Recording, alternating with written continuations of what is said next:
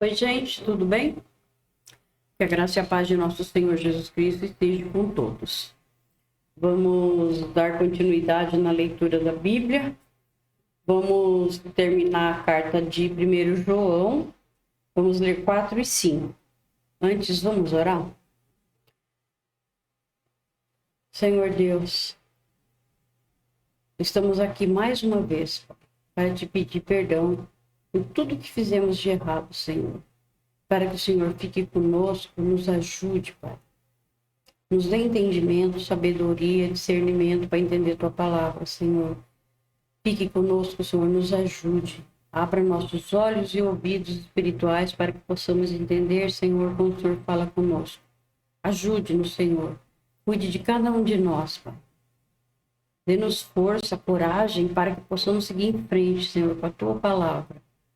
Peço que o Senhor abençoe e proteja a todos nós, em nome de nosso Senhor Jesus Cristo. Amém. Então, vamos lá, gente.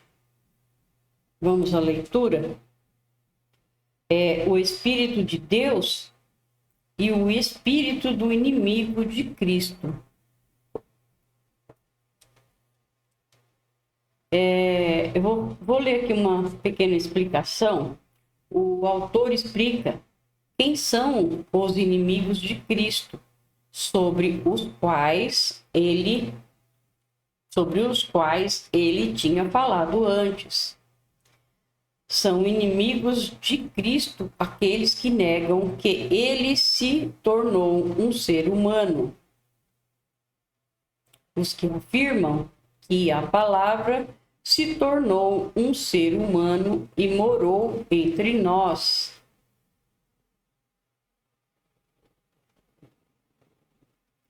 Eu vou ler novamente, tá?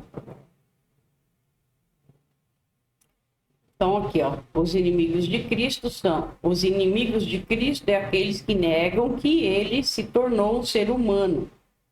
Os que afirmam que a palavra se tornou um ser humano e morou entre nós. Tem o Espírito de Deus. Agora, vamos à leitura. 4. Meus queridos amigos, não acreditem em todos os que dizem que têm o Espírito de Deus. Ponham à prova essas pessoas para saber se o Espírito que elas têm vem mesmo de Deus, pois muitos falsos profetas já se espalharam por toda parte. É assim que vocês poderão saber se, de fato, o Espírito é de Deus. Quem afirma que Jesus Cristo veio como um ser humano tem o Espírito que vem de Deus. Mas quem nega isso a respeito de Jesus não tem o Espírito de Deus. O que ele tem é o Espírito do...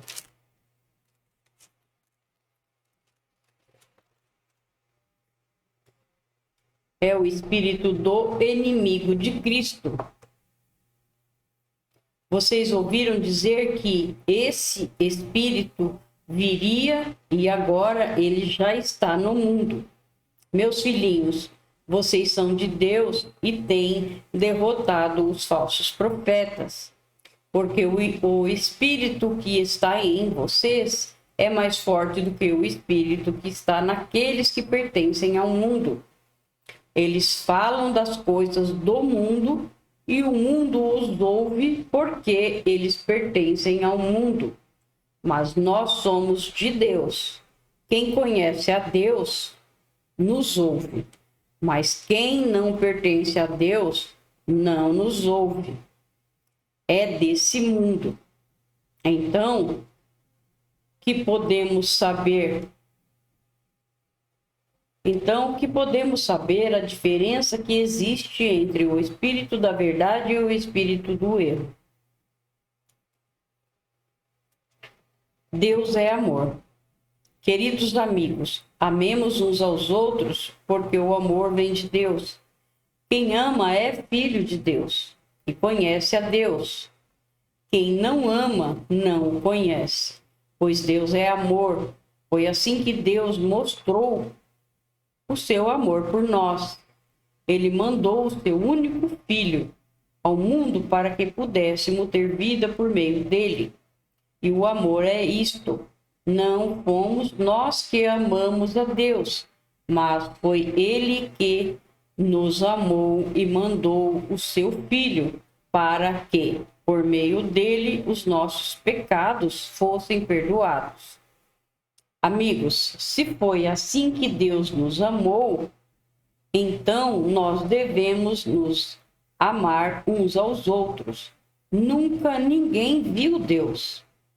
Se nos amamos uns aos outros, Deus vive unido conosco e o seu amor enche completamente o nosso coração. A razão por que podemos ter a certeza que vivemos unidos com Deus é de que Ele vive unido conosco. É esta: Ele nos deu o seu Espírito. E nós vimos e anunciamos aos outros que o Pai enviou o Filho para ser o Salvador do mundo. Todo aquele que afirma que Jesus é o Filho de Deus, Deus vive unido com ele e ele vive unido com Deus. E nós mesmos conhecemos o amor que Deus tem por nós e cremos nesse amor. Deus é amor. Aquele que vive no amor vive unido com Deus e Deus vive unido com ele. Assim, o amor em nós é totalmente verdadeiro para que tenhamos coragem no dia do juízo, porque a nossa vida neste mundo é como a vida de Cristo. No amor não há medo. O amor que é totalmente verdadeiro afasta o medo. Portanto, aquele que sente medo não tem no seu coração o amor totalmente verdadeiro, porque o medo mostra que existe castigo. Nós amamos porque Deus nos amou primeiro. Se alguém diz, eu amo a Deus, mas odeia seu irmão, é mentiroso, pois ninguém pode amar a Deus a quem não vê, se não amar o seu irmão, a quem vê. O mandamento que Cristo nos deu é este: quem ama a Deus, que ame também o seu irmão. Agora, a vitória sobre o mundo, capítulo 5, tá? Todos aqueles que creem que Jesus é o Messias são filhos de Deus. E quem ama um pai,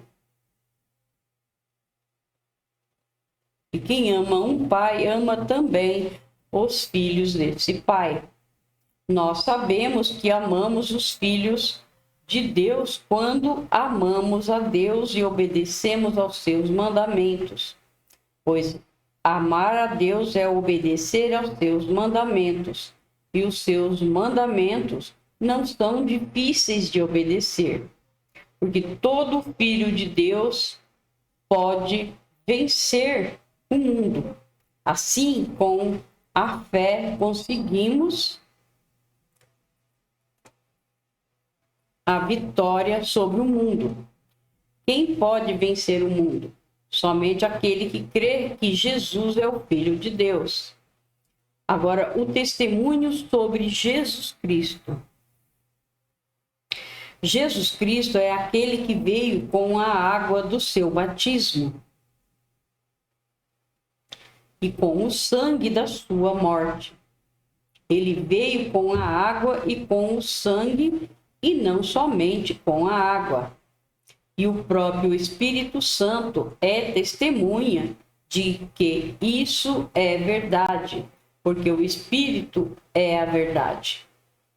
Há 3 testemunhas: o Espírito, a água e o sangue. E esses 3 estão de pleno acordo. Nós aceitamos o testemunho dos seres humanos, mas o testemunho de Deus tem mais valor. E esse é o testemunho que Deus deu a respeito do seu Filho. Aquele que crê no Filho de Deus tem esse testemunho no seu próprio coração. Mas quem não crê em Deus, faz de Deus um mentiroso, porque não crê no testemunho que Deus deu a respeito do seu Filho. E este é o testemunho: Deus nos deu a vida eterna, e essa vida é nossa por meio do seu Filho. Quem tem o Filho tem a vida. Quem não tem o Filho de Deus não tem a vida. Aqui é a certeza da vida eterna. É o que nós esperamos, né? O Senhor vir nos buscar para ficarmos com Ele, né? Eu escrevo essas coisas a vocês que creem no Filho de Deus, para que vocês saibam que têm a vida eterna. Quando estamos na presença de Deus, temos coragem por causa do seguinte: se pedimos alguma coisa de acordo com a vontade, de acordo com a sua vontade, temos a certeza de que Ele nos ouve. Assim, sabemos que Ele nos ouve quando lhe pedimos alguma coisa. E como sabemos que isso é verdade? Sabemos também que Ele nos dá o que lhe pedimos. Se for bom para nós, Ele nos dá, né? Mas se não for, Ele não dá. Ele nos livra.